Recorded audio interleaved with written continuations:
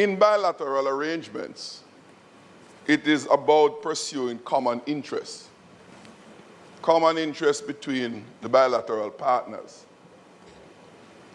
My question then arises, what is Jamaica's interest in this arrangement that is being considered with a disposition to implement? And I think not just the opposition, but the country, Jamaica, should be told, ought to be told, what Jamaica is set to benefit from this arrangement being proposed. I rise to provide some clarity on the memorandum of understanding between the government of Jamaica and the government of the United States of America concerning the potential transfer of third country nationals to Jamaica, through Jamaica. Also, I want to emphasize that this matter must be considered within the context of Jamaica's international obligations, its long tradition of maintaining strong security relations with the United States and shared security challenges, our national security responsibility, and the realities of an evolving global migration environment. This MOU is not an immigration settlement arrangement.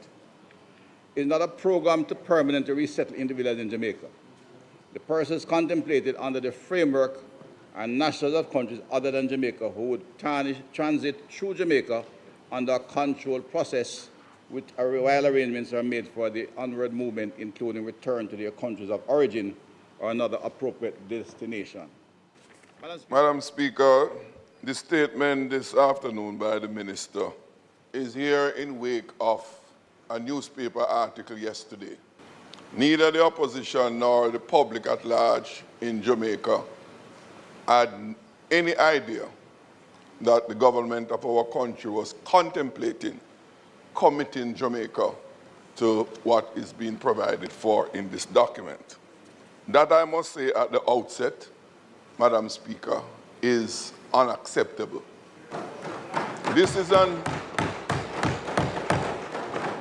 is a proposed action to commit Jamaica to, not commit any individual on the government side, the country of Jamaica. Secondly, Madam Speaker, in bilateral arrangements, it is about pursuing common interests between the bilateral partners. My question then arises, what is Jamaica's interest in this arrangement that is being considered with a disposition to implement? And I think not just the opposition, but the country, Jamaica, should be told, ought to be told, what Jamaica is set to benefit from this arrangement being proposed. Is there a security risk to Jamaica that is being pursued, protection is being pursued here? Is it so or is it not? Not a broad speculation. We would like answer in that regard.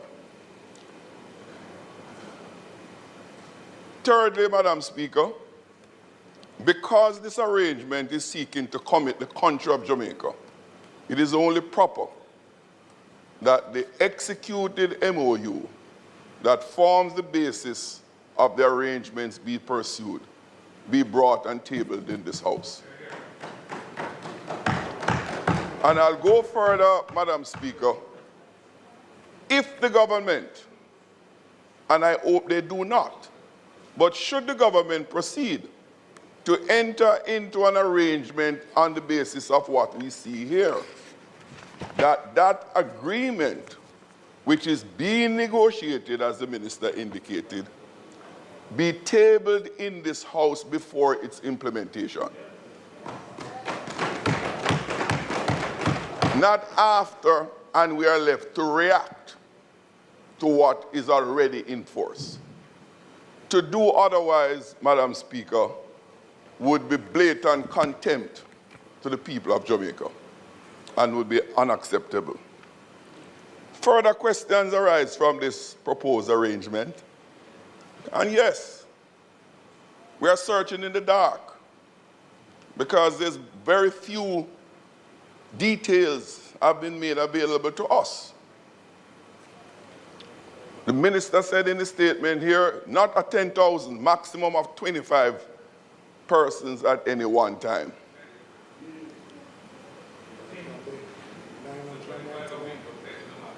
Well, there can be multiples of 25 and go to an infinite sum.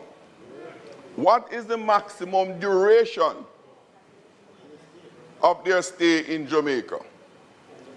And should those persons not be removed from Jamaica at the expiration at that hopefully agreed maximum period, what is the recourse?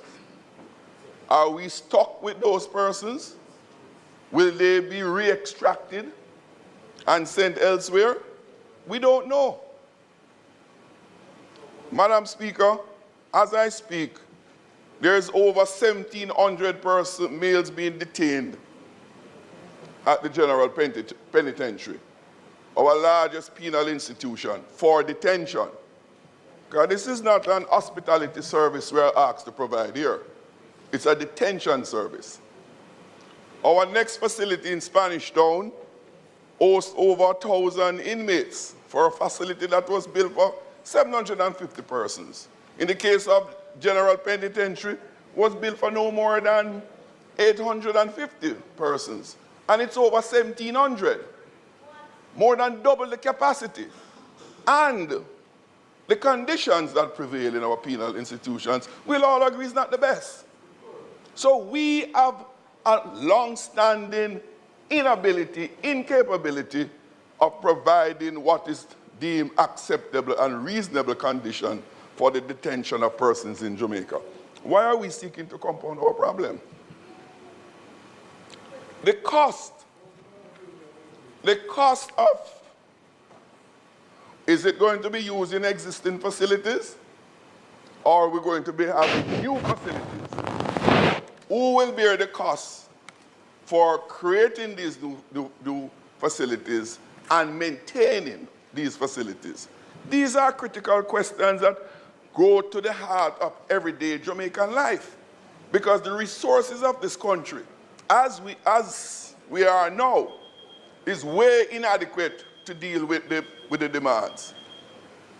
So, Madam Speaker, I hope that the government accede to some of these questions we have raised. I don't raise them here on behalf of the opposition only, but on behalf of the rest of our people who are very concerned about what is contained here. Individuals in the States are not detainees. Let me indicate to all.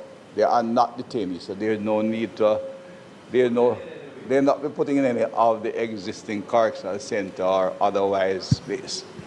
Accommodation will be found, and that's part of what has been worked out in the operationalization of the MOU. But they are not detainees, and they'll be free to move around. They'll be landed by the minister's permission, as the Minister of National Security responsible for immigration. They'll be here for a short time only, and in the time they are here, they will be funded by the government of the United States through the International Organization for Migration.